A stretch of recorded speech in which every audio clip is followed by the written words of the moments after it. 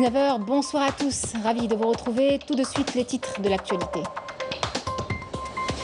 La deuxième édition de la conférence nationale des startups s'est tenue ce samedi au CIC à Alger sous la présidence du Premier ministre Ayman Ben Abdelrahman qui a rappelé l'importance accordée au développement des startups en Algérie et les nouvelles mesures de soutien à l'innovation et à l'économie du savoir.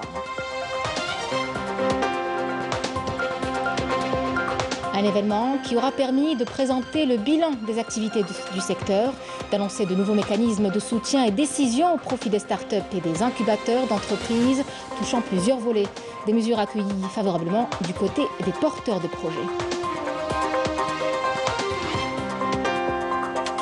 Un rassemblement a été organisé par la diaspora marocaine devant l'ambassade du Maroc à Paris pour dénoncer les pratiques répressives violentes du Marzen et exiger la libération de tous les détenus politiques et d'opinion.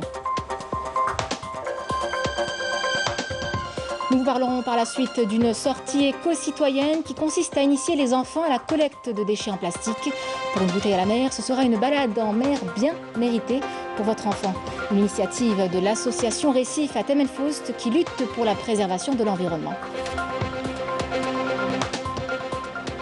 Bienvenue à tous. L'événement économique de ce samedi est la tenue des travaux de la deuxième édition de la conférence nationale des startups au CIC à Alger. Les travaux d'Algeria Disrupt 2022 ont été présidés par le Premier ministre Ayman Ben Abdelrahman et organisés par le ministère chargé de l'économie, de la connaissance et des startups. La rencontre a vu la participation des conseillers à la présidence, du médiateur de la République, de membres du gouvernement, de représentants d'institutions financières publiques, de porteurs de projets, de start-up et d'incubateurs. Dans une allocution prononcée à l'ouverture des travaux de cette deuxième édition, le Premier ministre Ayman Ben Abdelrahman a indiqué que les réalisations accomplies sur le terrain pour soutenir et appuyer les start-up consacrent les engagements du président de la République pour la construction du nouveau modèle économique. On écoute le Premier ministre. La politique adoptée par l'État accorde une grande importance au passage à de hauts niveaux de connaissances dans la société, croyant fortement en le rôle axial qu'occupent les startups dans la réussite de l'instauration d'un nouveau modèle économique basé sur la diversité et l'éradication de la culture de l'assistanat et de la dépendance aux hydrocarbures et aux fluctuations de leurs prix sur les marchés internationaux. Le président de la République, Abdelmadjid Tebboune, a tracé comme principal objectif de sortir l'économie algérienne du modèle classique basé sur les dépenses publiques et sur la dépendance aux hydrocarbures comme seule source de devises et d'en faire une économie qui dépendra de secteurs productifs divers. Une économie où les startups sont la locomotive qui guidera cette transition et un acteur principal permettant de booster le développement et de renforcer la machine de la production nationale. Nous sommes conscients que la réussite de la transition numérique, qui est un défi majeur qui nécessite l'implication de tous pour le relever, ceci est tributaire de la réduction du fossé numérique, notamment à l'ombre des constantes mutations technologiques extraordinaires et rapides que connaît le monde. Nous sommes certains que nos jeunes sont capables de relever le défi au vu des potentialités de l'Algérie en la matière, laquelle dispose d'une richesse inestimable, le capital humain. Des millions de jeunes dans des universitaires. Leur nombre dépasse le 1 600 000. La majorité d'entre eux maîtrisent parfaitement les nouvelles technologies et les moyens de communication modernes.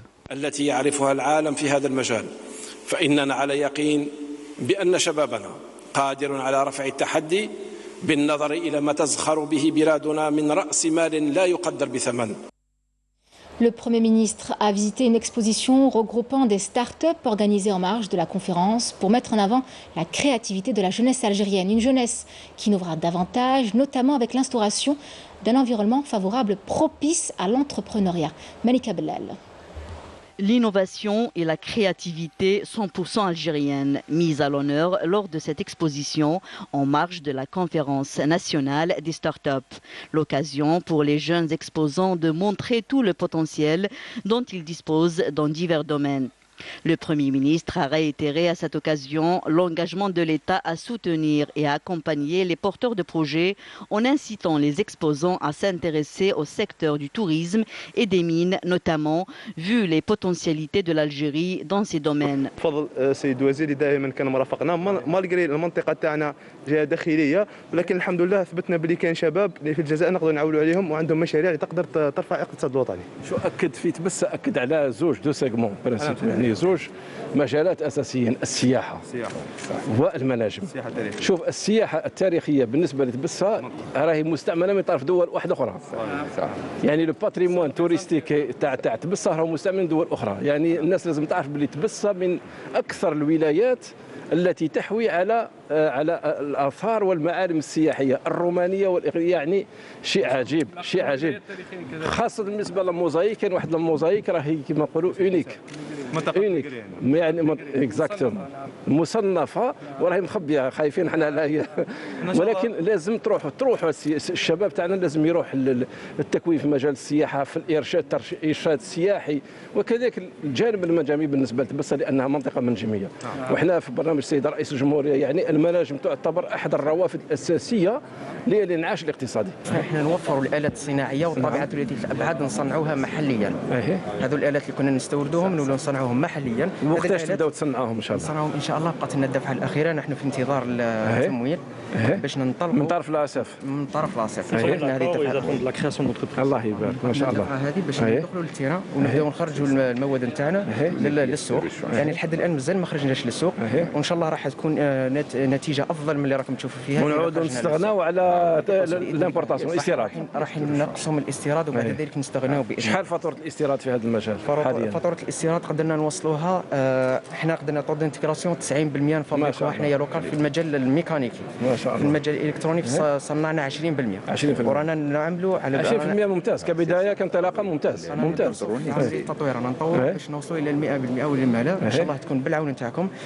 قضيه مواد اوليه وقضيه عتاد فقط، وما نقدروا احنا نكسبوا الخبره بالطول، يعني هذه خبره 3 سنوات. لا هناك بعض مكونات ربما تصنع في مناطق اخرى من الوطن، سيدي بالعباس مثلا مؤسسه إيني، مؤسسه الجيش كذلك يعني تصنع بعض المكونات، يعني تقدروا AMC كذلك تاع العلمه، يعني تقدر تلحقوا نسبه الانتاج الى ولا لحقتوا في مجال الالكترونيكي 40% رانا من بين الاحسن في العالم.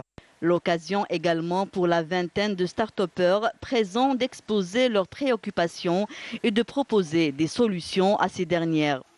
Obstacle خفيف برك سي كو il faut bien réviser la loi du marché public parce que عندنا des assureurs publics محبين يخدموا معنا اللي راهم vraiment intéressés, mais malheureusement la passation تاع le marché de gré à gré c'est pas possible.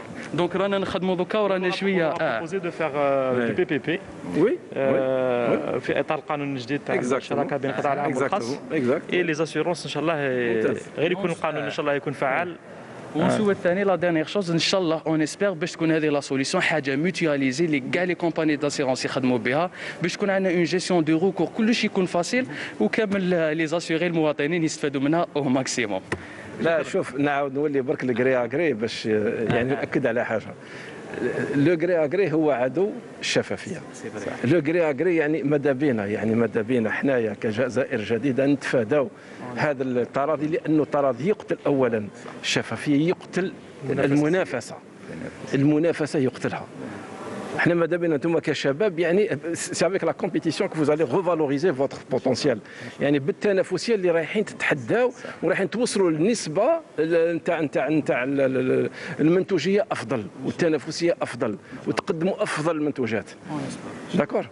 مي كاين كما قال السيد الوزير هناك يعني قانون الشراكه بين القطاع العام والقطاع الخاص راح يتقدم من الحكومه ان شاء الله في الايام المقبله اللي راح يفتح ابواب كانت مغلقه الى حد الان. 3 conventions cadres de partenariat ont été signées entre l'accélérateur public des startups et des entreprises et organismes du secteur de l'industrie pour accompagner les porteurs de projets.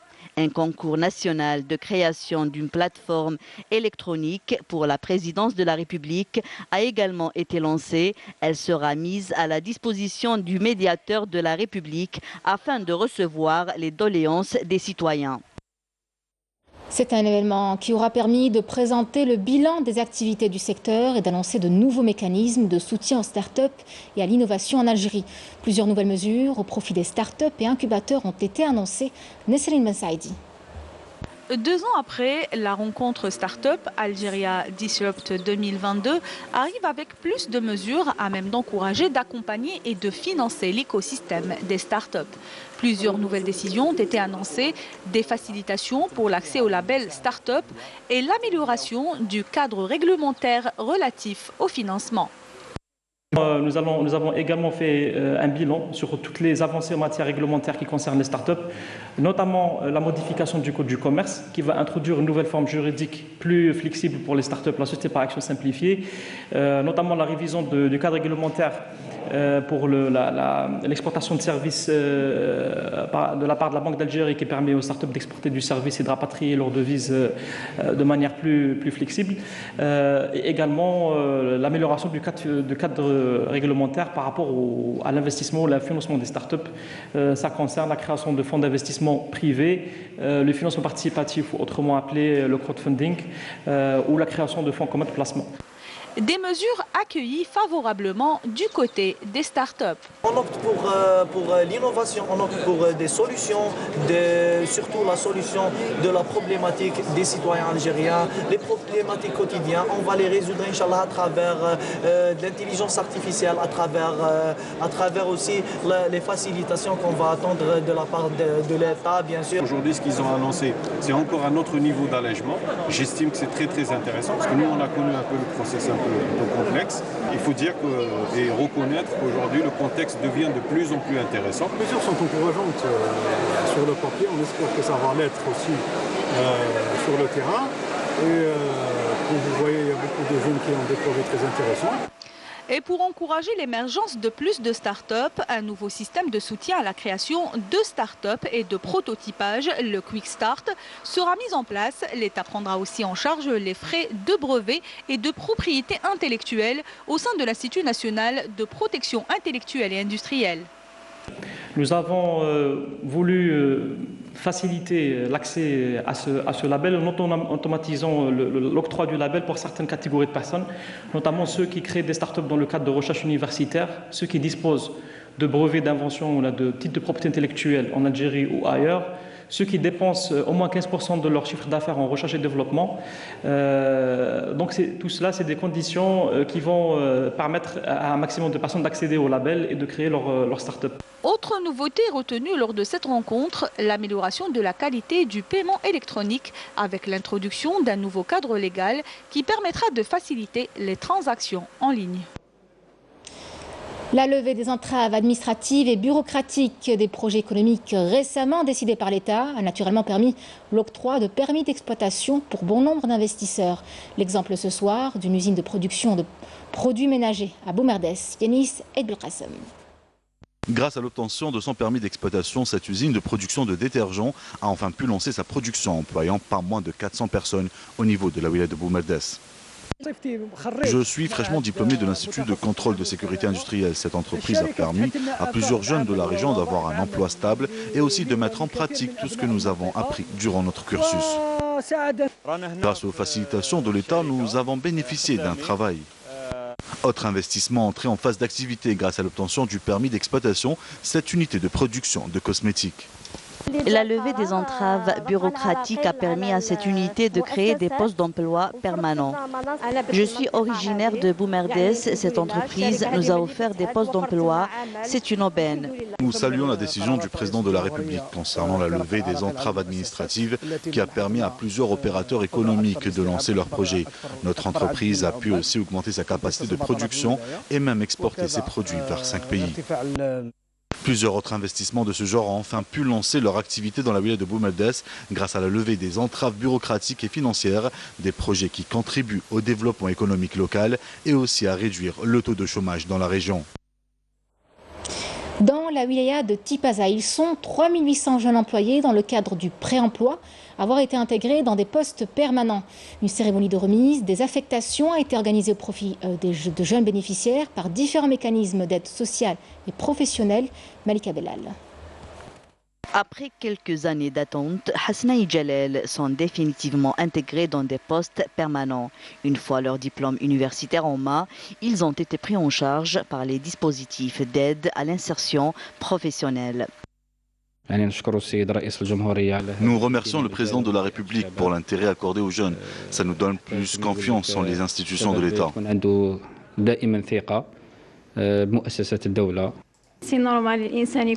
Avoir un travail stable, c'est toujours mieux que d'être sous contrat. On est plus confiant.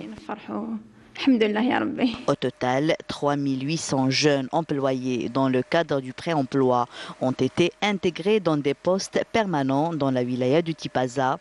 L'opération d'insertion se poursuit dans cette wilaya au profit des jeunes demandeurs d'emploi inscrits au niveau de l'Agence nationale de l'emploi ANEM.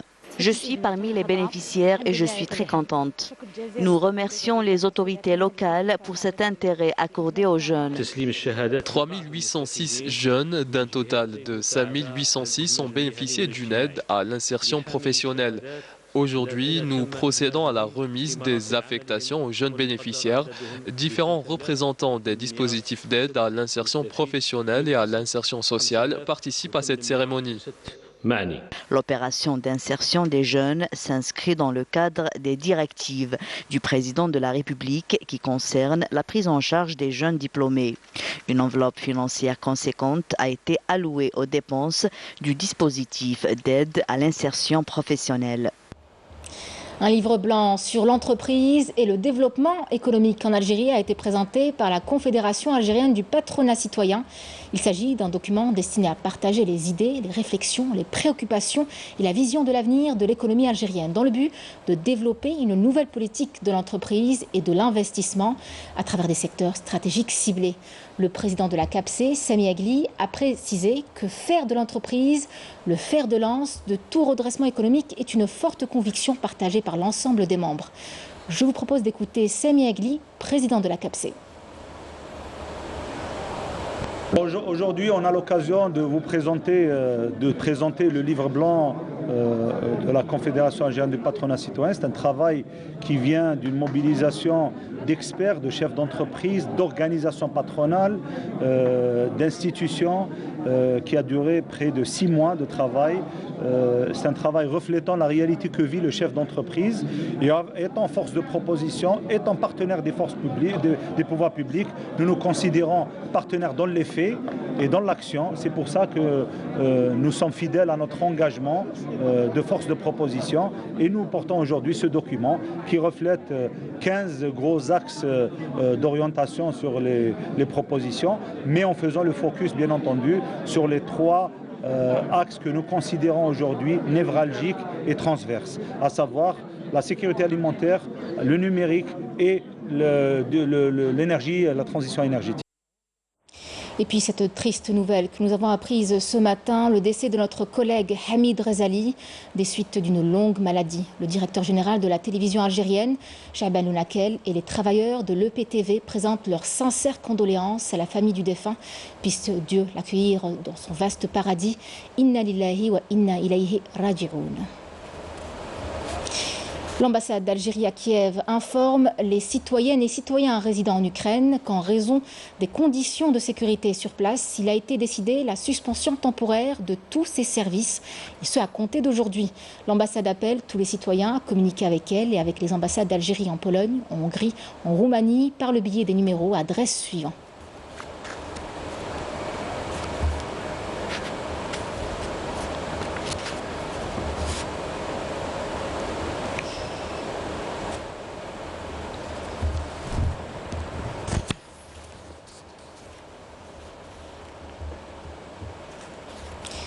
L'opération d'évacuation des civils du port stratégique de Mariupol en Ukraine a été reportée alors que des affrontements se poursuivaient autour de la capitale Kiev. Annoncée dans la matinée, l'évacuation des civils de Mariupol a été reportée pour des raisons de sécurité, selon la maire de la ville. De son côté, Moscou a affirmé avoir respecté le cessez-le-feu et accusé les nationalistes ukrainiens d'empêcher les civils de quitter les villes encerclées, comme Mariupol, et de profiter de la trêve pour consolider leur défense. Depuis le début de l'opération militaire russe, le 24 février dernier, près d'1,37 million de personnes ont fui l'Ukraine. Dans l'actualité également, le Maroc manipule l'opinion publique internationale et déforme les réalités à propos de son occupation militaire au Sahara occidental et construit une industrie du mensonge. C'est le représentant permanent de l'Algérie auprès de l'Office des Nations Unies à Genève qui l'affirme dans un droit de réponse de la délégation algérienne au ministre de la Justice du Maroc qui a consacré le tiers de son intervention à l'attaque de l'Algérie durant le segment de haut niveau de la 49e session du Conseil des droits de l'homme. Soualem a aussi dénoncé les pratiques du royaume et le blackout médiatique imposé pour passer sous silence l'actualité dans le pays, alors que vous le savez, depuis des semaines, les manifestants occupent les espaces publics de 30 villes marocaines pour réclamer le changement et dénoncer l'injustice sociale. Dans ce sens, le représentant de l'Algérie a affirmé que ce royaume faussement constitutionnel maquille ses bilans, y compris ceux des droits de l'homme. Il travestit les réalités induites par l'occupation militaire d'un territoire, le Sahara occidental, pour lequel il ne dispose pas de titre de propriété et réprime violemment ses opposants, y compris par sa police numérique, et espionne ses propres alliés. Un rassemblement a été organisé par la diaspora marocaine devant l'ambassade du Maroc à Paris pour dénoncer les pratiques répressives violentes du Mersenne et exiger la libération de tous les détenus politiques et d'opinion. Abdelmajid Benqassi. Répondant à un appel d'une dizaine d'associations de droits de l'homme activant en France, un rassemblement a été organisé par la diaspora marocaine devant l'ambassade du Maroc à Paris. Les manifestants ont dénoncé les pratiques répressives du Mersenne et exigé la libération de tous les détenus politiques se trouvant dans les geôles du royaume. Là pour exprimer notre solidarité avec tous ceux qui luttent au Maroc, surtout les journalistes emprisonnés, ce procès inique qui a frappé dernièrement Omar El-Radi et Slimane.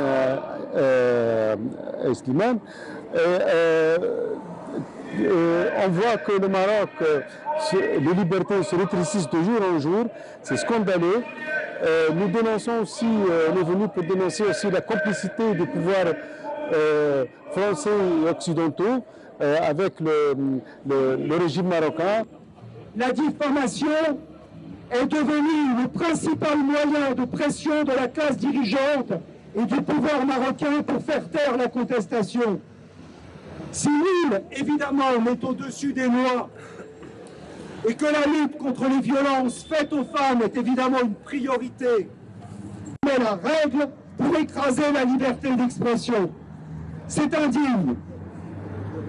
Alors je sais qu'ici, tout le monde ne sera pas forcément d'accord avec ce que je vais vous dire, mais le pouvoir marocain n'a aucune leçon à donner à qui que ce soit dans ce registre, parce qu'il use massivement des méthodes les plus criminelles. Les militants des droits humains ou du Irak connaissent des conditions de détention inhumaines. Nombreux sont ceux qui sont à l'isolement, qui ont mené des grèves de la faim. Et le Parti communiste appelle à leur libération immédiate. Les associations de défense des droits de l'homme dénoncent le durcissement répressif spectaculaire. Un durcissement qui s'inscrit en droite ligne de la continuité de l'histoire d'un pouvoir autoritaire, poursuites judiciaires, emprisonnement de journalistes indépendants, loi liberticide, censure de médias en ligne et inculpation d'artistes et de citoyens sur la base d'accusations fallacieuses. Mais nous, depuis de très très nombreuses années, on est aux côtés du peuple marocain contre la répression, contre le régime du roi Mersenne, et pour dénoncer la politique de la France, qui est une politique de soutien à cette dictature marocaine, qui est une politique de maintien sous dépendance d'accords inégaux imposés sur le plan économique et financier au Maroc, qui récompense même des tortionnaires du régime marocain. Enlèvement, torture, arrestation arbitraire et condamnation sont autant de châtiments réservés aux journalistes, youtubeurs et activistes de droits de l'homme ou tout citoyen exigeant la justice sociale. La liste des victimes des brutalités ne cesse de s'allonger. Les manifestants restent décidés à poursuivre la mobilisation pour exiger la libération des détenus politiques et d'opinion, notamment Omar El-Radi, Souleymane Raïsouni, Toufik Bouachirin, et la liste est encore longue. La raison pour laquelle on est ici, c'est l'internationalisme. C'est-à-dire qu'en fait, Omar Radi, les prisonniers politiques, les prisonniers du RIF, c'est des gens qui se battent contre un pouvoir inique contre une dictature. Et qu'en fait, nous, ce qu'on dit, c'est qu'en France, le meilleur soutien de la dictature, c'est Macron.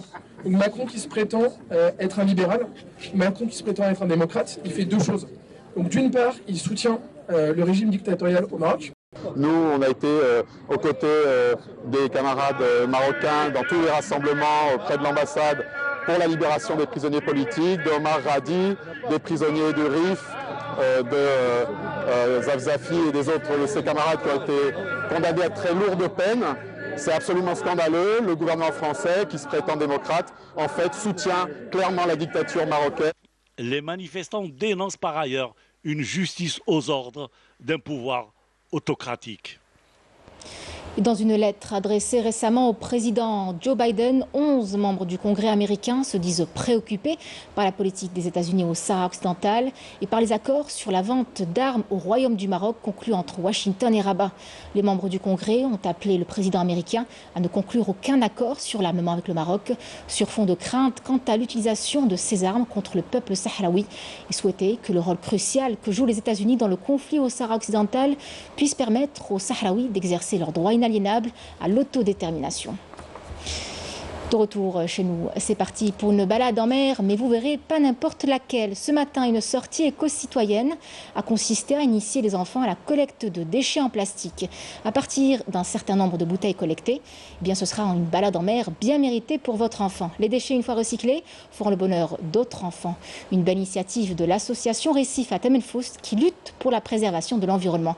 Rav Hamouche a suivi l'opération. Regardez. Munis de leurs gants de protection, de leurs pinces, pour ces enfants, la plage est aujourd'hui leur terrain de jeu, pour une chasse au trésor un peu particulière. Regardez quoi. Bonjour Antoine. Bonjour. Alors qu'est-ce qu'on est en train de faire Antoine? Eh ben, on est en train de recycler. Oui. Je crois que c'est pour la mer. Très bien. Est-ce que c'est important? Est-ce que tu trouves ça important? Oui, très important. Pourquoi?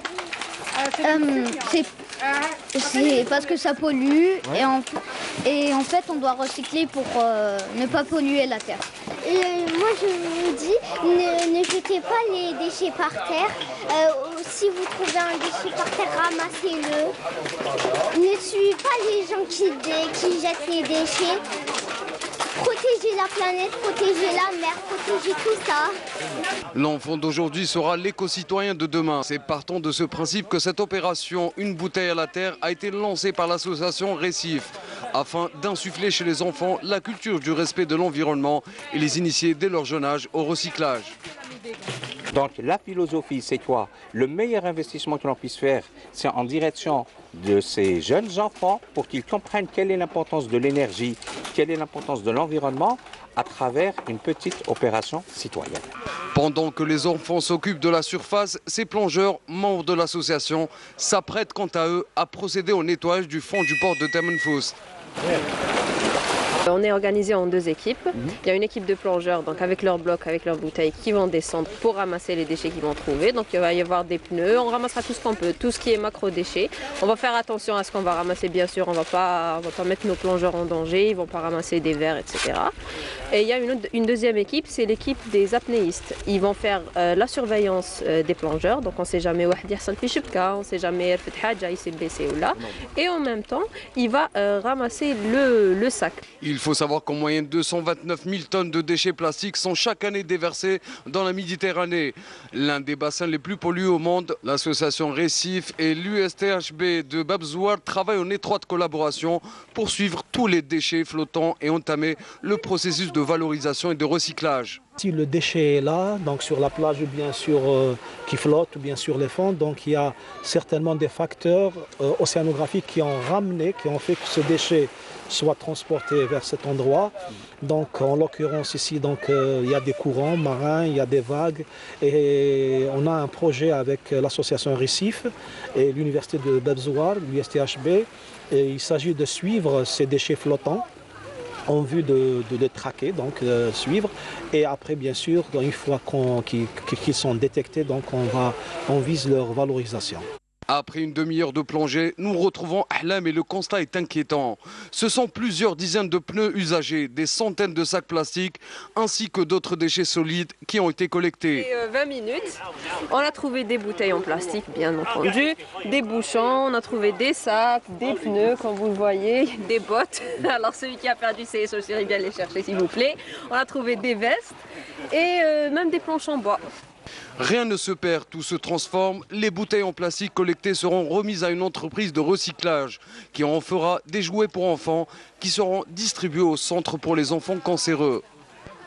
Une belle initiative. Parlons à présent d'un artiste dont le rêve d'enfant est devenu réalité. Mohamed Serhan est pépiniériste depuis 20 ans. Il a pu au fil des ans développer ses connaissances et appliquer des méthodes modernes dans la culture des fleurs et plantes ornementales. Son but aujourd'hui est de former une nouvelle génération de pépiniéristes pour préserver ce savoir-faire. Samia Bouarour nous emmène à sa rencontre. Regardez. Créer sa propre pépinière a toujours été le rêve de Mohamed Serhan. Un rêve qui s'est concrétisé grâce à sa volonté et ses idées innovantes dans le domaine de l'ornemental. Et c'est ici à Tipaza qu'il a choisi d'installer son coin vert et fleuri. J'ai grandi dans une maison dotée d'un jardin et j'ai aidé ma mère dans ses plantations. Lors de mon premier voyage, je me souviens, en Europe, la première des choses que j'avais achetées, c'était les graines et les bulbes. En 2002, je me suis lancée dans ma passion. J'ai une cinquantaine de livres sur les plantes, je lis beaucoup, je fais beaucoup de recherches sur Internet pour mieux connaître ce domaine. J'ai réussi à cultiver différentes variétés que beaucoup importent maintenant. Mohamed utilise plusieurs méthodes de développement des différentes variétés de fleurs d'ornement. Bouturage, semis de graines et surtout l'hybridation naturelle. Les techniques, il y a toujours la production, la quantité. Les nouvelles techniques nous aident beaucoup dans la production. Pour accélérer par exemple le processus de développement des plantes, connaître le traitement des maladies, assurer un climat adéquat. Et ça se fait aussi après une étude de sol. D'ailleurs, j'ai eu du mal à trouver un laboratoire pour effectuer des analyses de sol spécifiques pour l'ornemental. Aujourd'hui, il arrive à cultiver plus de 200 variétés grâce à son expérience, notamment le sérinaire, géranium, bégonia, sans oublier les roses. Des variétés qui sont très demandées sur le marché du détail ou du gros. Concernant les roses, d'ailleurs c'est les plus demandés par les Algériens et à coût abordable, au lieu d'utiliser les anciennes méthodes, on opte pour le bouturage, en choisissant le sol adéquat bien sûr, le climat et en utilisant des serres pour assurer une meilleure production. Selon Mohamed, il est plus que nécessaire aujourd'hui d'introduire les nouvelles technologies dans ce domaine, notamment l'hybridation moléculaire, la multiplication in vitro, mais surtout la disponibilité des labos spécialisés dans ce domaine pour assurer la qualité et la quantité. Grâce à l'hybridation naturelle, on peut obtenir une très grande variété de couleurs, comme cette plante-là. Son souhait aujourd'hui est de transmettre son savoir-faire afin de développer davantage cette filière prometteuse à travers la formation. C'était le journal de la rédaction. Merci de l'avoir suivi. Je vous souhaite une excellente soirée avec la suite de nos programmes et je vous dis à très vite.